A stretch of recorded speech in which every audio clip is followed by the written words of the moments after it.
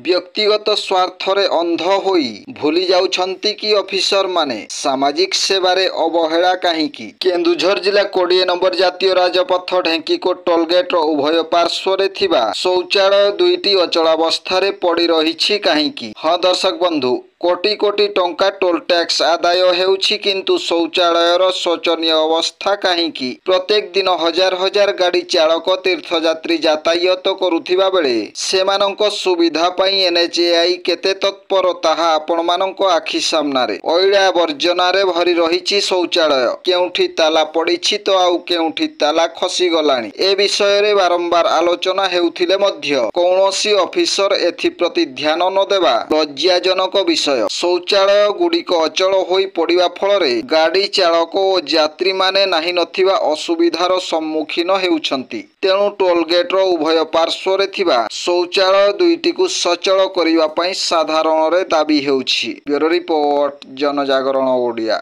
Video गुड़िक आपण मानकु भल लागुथिला हम चैनल को सब्सक्राइब करिबा सह लाइक शेयर करिबा को भूलंतु नाही।